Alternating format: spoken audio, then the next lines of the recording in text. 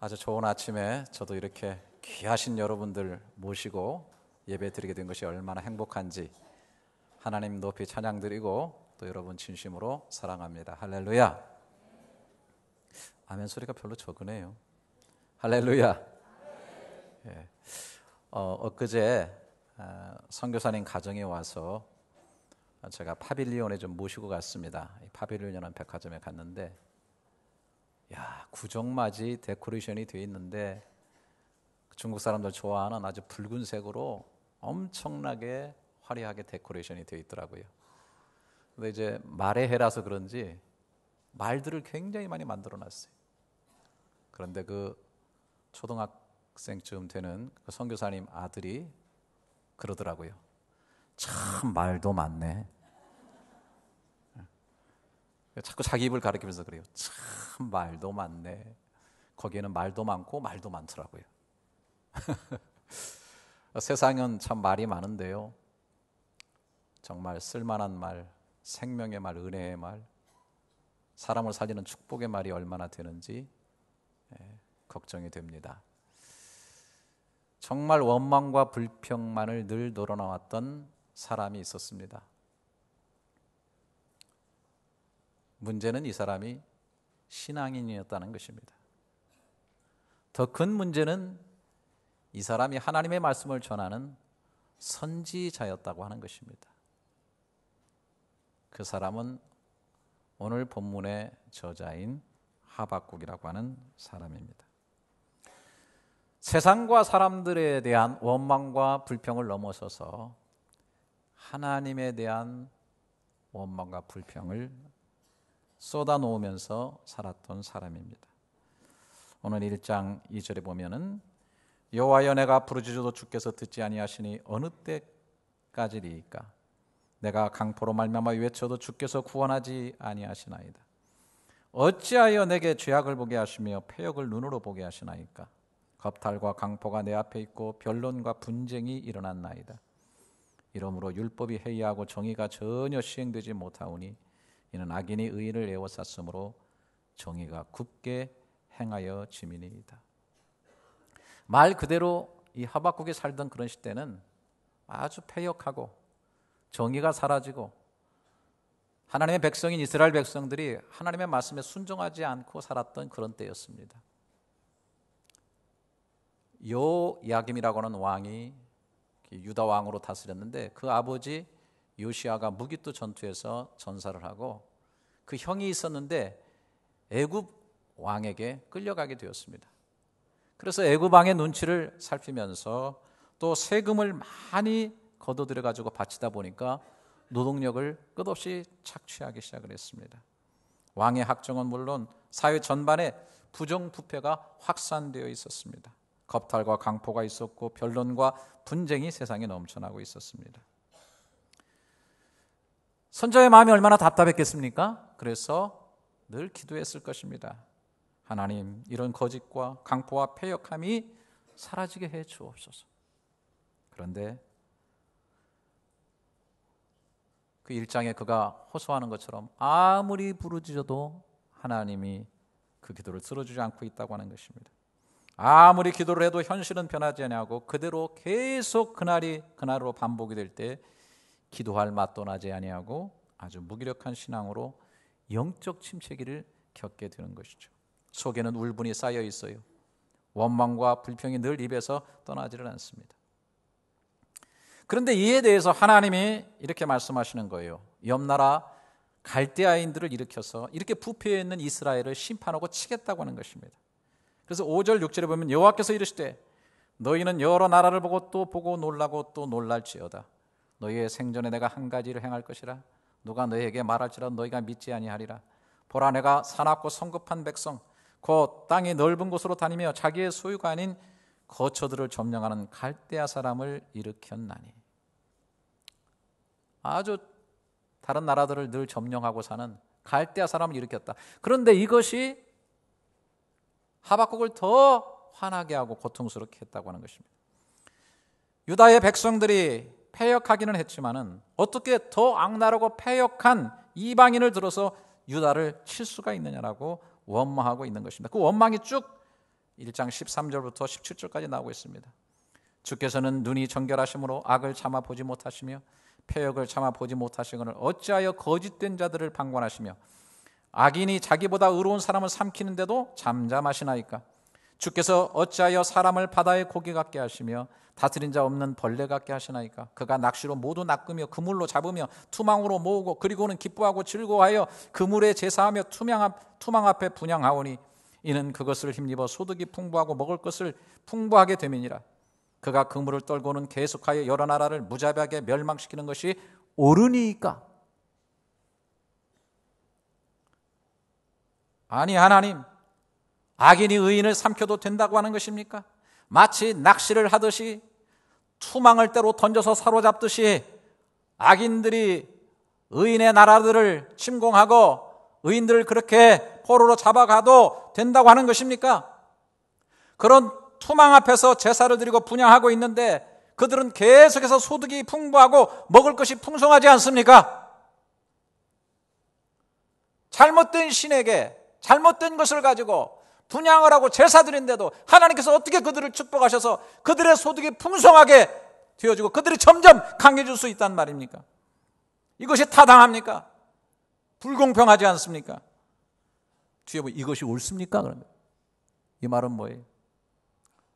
공평하신 하나님, 정의로우신 하나님이 살아계시다고 한다면 세상이 요 모양 요 꼬라지로 갈 수가 있겠습니까?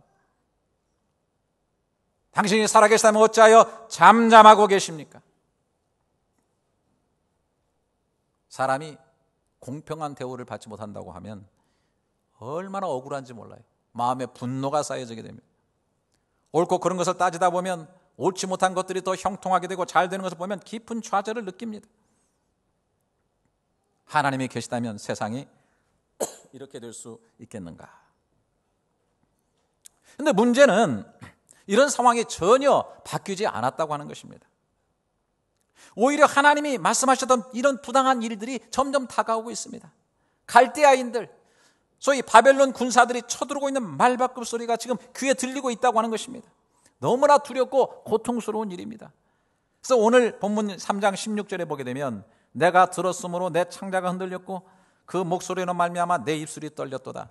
무리가 우리를 치러 올라오는 환난 날을 내가 기다리며 썩이는 것이 내 뼈에 들어왔으며 내 몸은 내 초수에서 떨리는도다. 여러분 지금 이 자신들을 치러 오는 바벨론 군사들의 말바꿈 소리가 들려오고 있어요. 얼마나 가슴이 저리겠어요. 저는 그런 얘기를 들어본 적이 있어요. 막 전쟁이 한참 일어나는 곳에 그 나라에서 한국인들 다 대피했는데 선교사라고 끝까지 그 땅을 지키기 위해서 기도하면서 남아있는데 밤새 폭격기가 막 폭격을 하는데 폭탄이 옆에서 계속 떨어지는데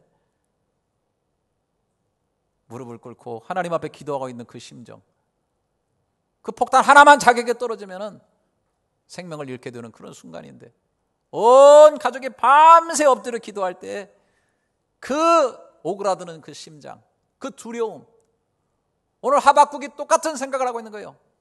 썩는 것이 내 뼈 속에 들어왔다. 내 창자가 흔들리고 있다.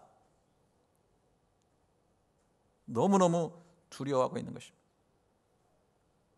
그런데 도대체 이게 어떻게 된 일인지 딱 한 절을 건너가니까 17절부터 19절에 이렇게 그는 고백하고 있는 것입니다. 비록 무화과 나무가 무성하지 못하며 포도나무에 열매가 없으며 감람나무에 소출이 없으며 밭에 먹을 것이 없으며 우리의 양이 없으며 외양간에 소가 없을지라도 나는 여호와로 말미암아 즐거워하며 나의 구원이 하나님으로 말미암아 기뻐하리로다. 주 여호와는 나의 힘이시라. 나의 발을 사슴과 같게 하사 나를 나의 높은 곳으로 다니게 하시리로다. 여러분 이게 도대체 말이 됩니까? 드디어 너무너무 두렵고 고통스러워서 미쳐버린 것입니까?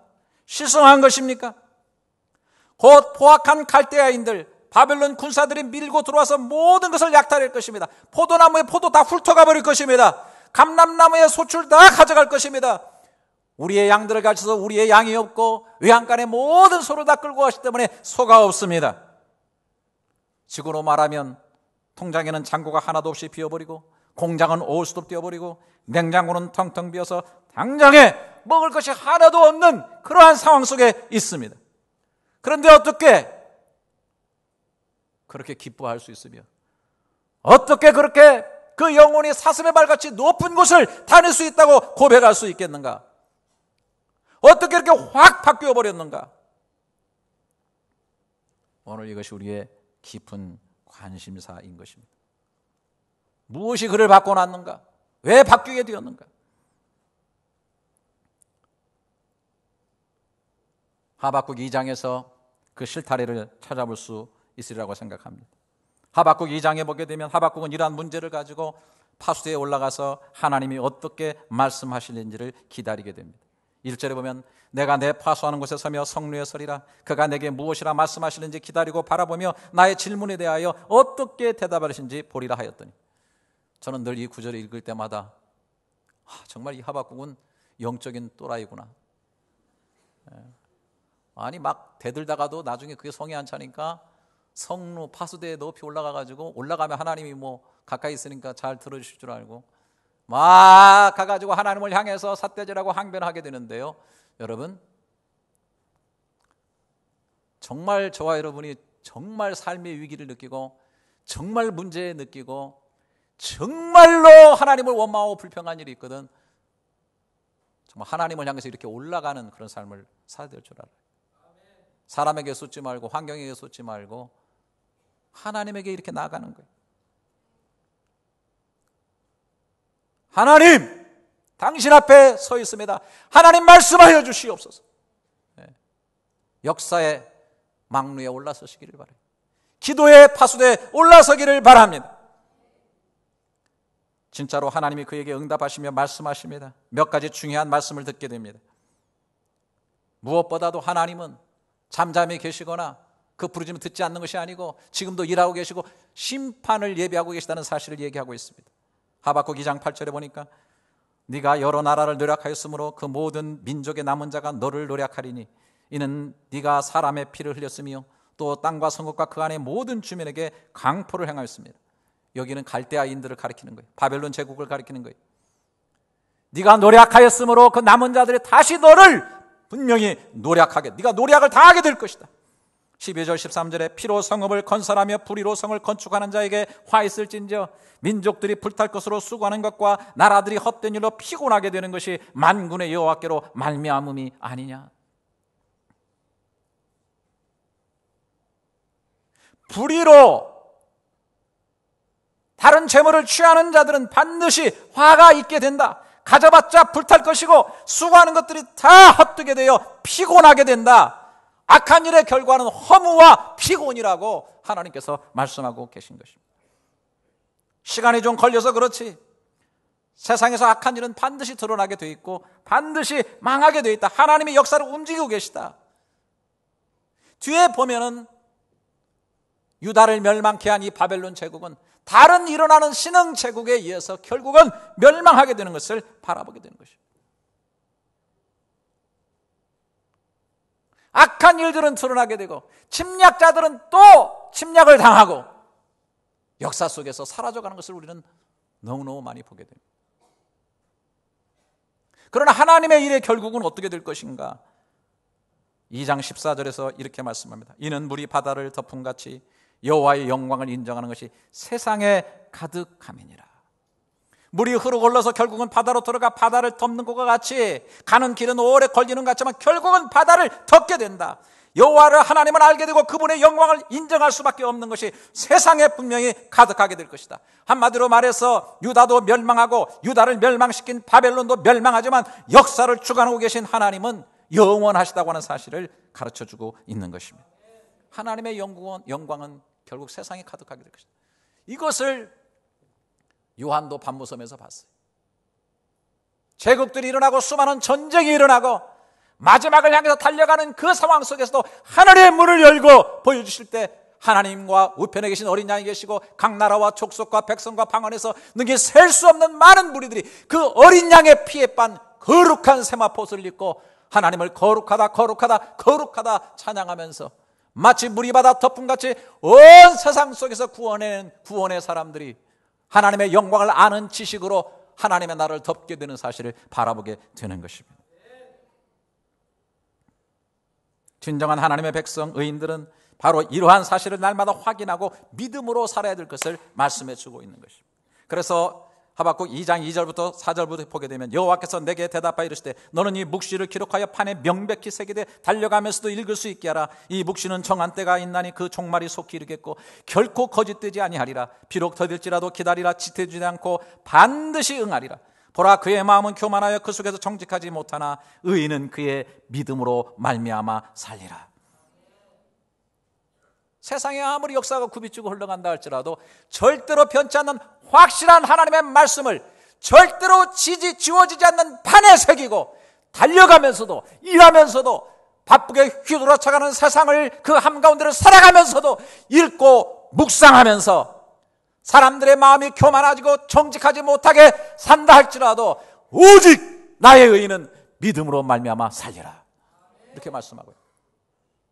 여러분 기억하세요. 왜 이렇게 믿음이 중요합니까? 여러분, 아담과 하와는 그렇게 아름다운 에덴 동산에서도 하나님의 말씀을 잃어버리고 희미하게 되었기 때문에 믿음이 떨어져서 선악과를 먹고 타락하게 됐다는 사실을 기억하세요. 여러분, 하나님께서 이스라엘 백성의 그 간구와 탄원을 들어주시고 이스라엘 백성을 홍해를 쫙 가르는 능력을 통해서 끌어내주시고 때를 따라 만나를 허락해 주셨고 또 눈에 보이는 구름 기둥과 불 기둥을 통해서 저들을 인도해 주셨지만은 생생하게 이런 것들을 보면서도 그들은 광야 속에서 원망하고 불평했어요. 말씀을 잃어버렸고 믿음을 잃어버렸어요.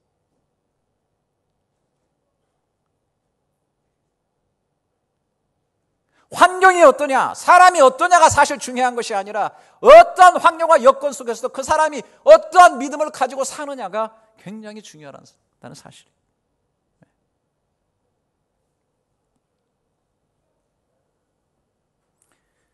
믿음이 있게 되면 세상이 달라지게 보여요.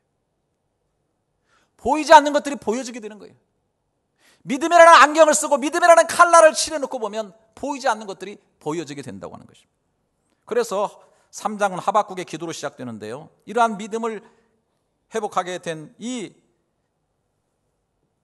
하박국이 기도할 때 이렇게 말합니다. 하박국 3장 3절부터 쭉 보게 되면요. 하나님이 대만에서부터 오시며 거룩한 자가 바란산에서부터 오시는도다. 그의 영광이 하늘을 덮었고 그의 찬송이 세계에 가득하도다. 그의 광명이 햇빛 같고 광선이 그의 손에서 나오니 그의 권능이 그 속에서 감추어졌도다. 역병이 그 앞에 행하며 불덩이가 그의 발밑에서 나오는도다. 그가 서신즉 땅이 진동하며 그가 보신즉 여러 나라가 전율하며 영원한 산이 무너지며 무궁한 산은 작은 산이 엎드러지나니 그의 행하심은 예로부터 그러하시도다.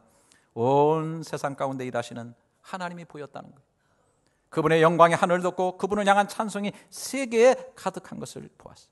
왜 부르짖어도 듣지 않느냐고, 왜 그렇게 잠잠하고 계시냐고 항변했던 하박국이 믿음의 눈을 뜨고 믿음으로 모든 것을 보니 하나님의 영광이 세상에 가득 차고 찬송이 세계에 가득한 하나님의 일하심이 보이기 시작했다고 하는 사실이에요. 이 성야라고 하는 희곡으로 문단에 등단해서 작가, 방송인, 수필가로 잘 나가던 여인이 있었어요. 아주 잘 나갔던 여인이었기 때문에 미션 스쿨을 해서 기독교가 뭔 줄은 알았지만은 오히려 이 종교라고 하는 것은 마음 약한 사람들이 괜히 뭘 만들어 놓고 의지하는 것이라고 그렇게 생각을 했어요. 그래서 이 여인의 늘 그가 쓴 글의 슬로건은 뭐냐면 내 자신의 그물은 내가 채운다는 것입니다. 말씀은 좀 알아요. 아이고 베드로가 아무것도 못 잡고 있다가 허탈한 그 아침에 주님이 말씀을 의지해서 그물을 내려야 했더니 그물을 말씀에 의지해서 내리니까 가득 차게 되었다. 그따위 일이 어디 있느냐. 내 인생 그물은 내가 채우며 살아.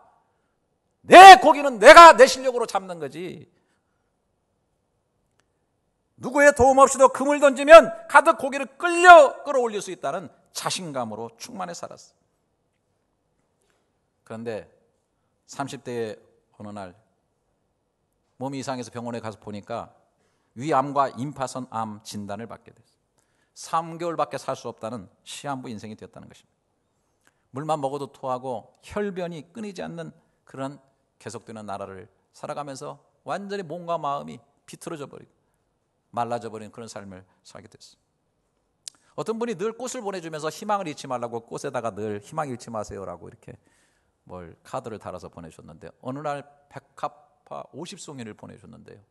감사하기도 하고 그 백합화에게 자기를 바라보니까 너무 처량하기도 해서 그 백합화에다 고개를 쳐박고 그 향기를 맡으면서 한참 취해 있었는데 갑자기 정신이 몽롱해지더니 넋을 놓게 되고 누가 머리채를 확 잡아가지고 바닥에다 내동개치는 같은 그런 느낌을 하고 바닥에 확 쓰러져 버렸어요.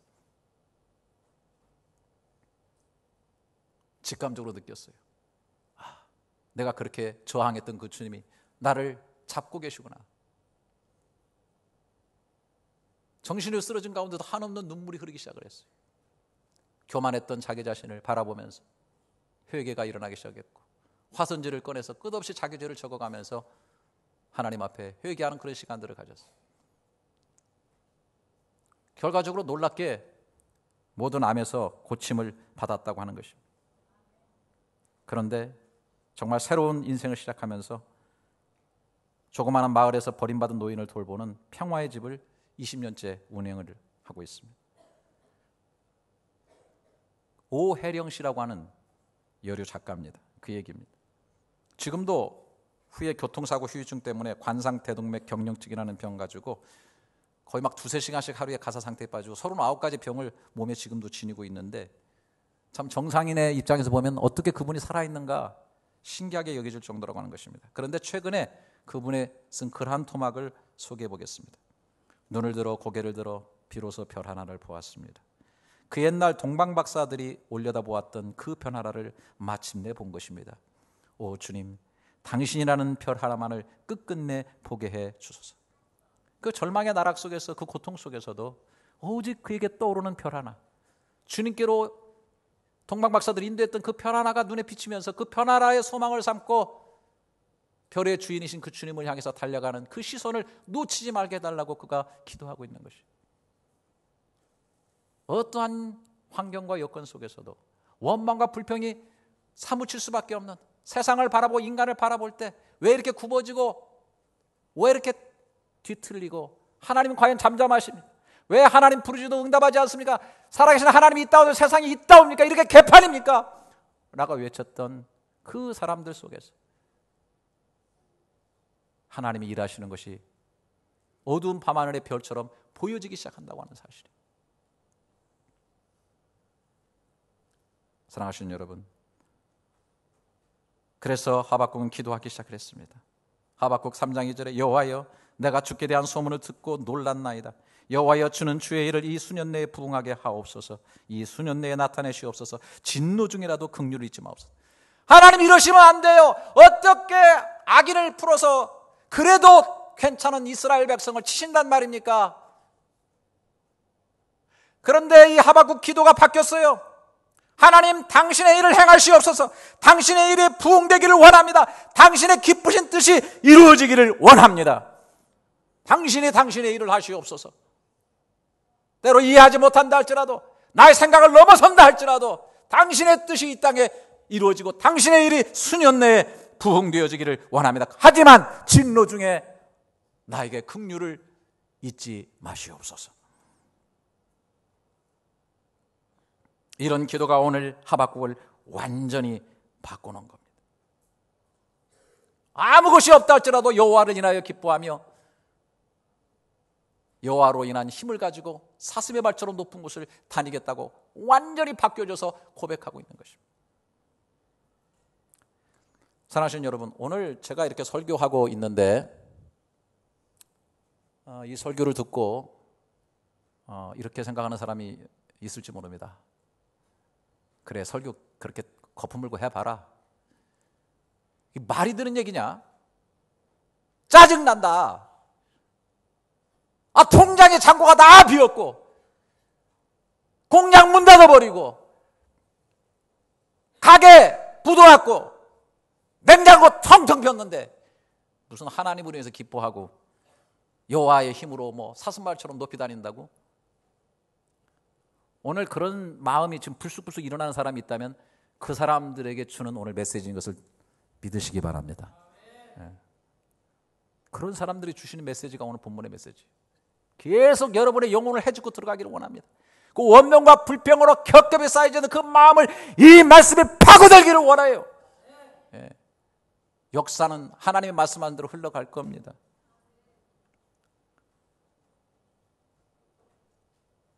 여러분, 이미 돌아가셨기 때문에 예화로 쓰는 게 훨씬 더 좋으리라고 생각을 합니다. 여러분 잘 아시는 이어령 전 문화부 장관했던 그 교수의 딸인 이민아 목사님입니다. 전도 유명한 대학의 영문과를 졸업하고 여러분 지금도 잘 알고 있는 그 어떤 분하고 결혼해서 미국에 갔습니다. 행복한 꿈을 꿨어요. 하지만 얼마 지나지 않아서 남편과 이혼하게 됐습니다. 큰아들이 갑자기 죽게 되고 둘째 아들도 자폐아가 됐어요. 그 깊은 고난의 터널 속에서 예수를 믿게 됐습니다. 참 좋은 믿음으로 예수님을 받게 됐어요. 그런데 3년이 지나지 않아서 갑상선암이 찾아왔고 망막 손상으로 실명유기를 당했어요. 하여튼 누군가 작정하고 비극으로 몰아가는 것 같은 상황들이 쉴 새 없이 다가온 것입니다. 고난 하나만 당해도 어려운데 겹쳐서 오고 반복적으로 오게 되면은 아무리 믿음이 좋은 사람이라도 누가 쉽게 그것을 이해하고 좋게 해석할 수가 있겠습니까?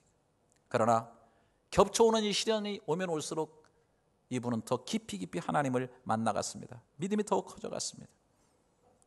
깊은 영의 세계 안에서 은혜를 체험하고 한국에 나가서 활동도 하고 책도 내고 드디어 목사님이 되셔서 사역도 했습니다. 암이 온몸에 퍼져서 활동할 수 없을 때까지 갔음에도 불구하고 뜨겁게 만난 그 하나님을 불타는 열정으로 전하면서 불꽃처럼 살다가 생을 마감했습니다. 중요한 것은 그녀의 책이나 그녀의 모든 삶과 언행 속에서 불행의 흔적을 조금도 찾아볼 수 없었다는 것입니다. 오직 여호와로 기뻐하고 실제로 여호와로 힘을 얻어서 사슴처럼 그 영혼이 높은 곳을 다니는 삶을 살았다고 하는 것입니다. 실제로 그랬어요. 이 힘이 전혀 예수를 믿지 않을 것 같은 철벽 같은 아버지 이어령 교수를 지성에서 영성으로 가는 길로 바꿔놨습니다. 그래서 그 아버지가 쓴 책이 지성에서 영성으로, 하박국을 확 바꿔버린 이유, 김민아와 이어령을 확 바뀐 이유가 같은 이유이고 오늘 그 이유가 저희 속에도 있음을 믿으시기를 바랍니다. 저는 간절히 원합니다. 결국은 바다를 덮는 것처럼 저항할 수 없이 부어주시는 하나님의 사랑과 은혜와 이 경륜과 하나님의 축복과 이 뜻이 저희 마음과 영혼을 반드시 덮어버리는 역사가 있기를 주님의 이름으로 축원합니다.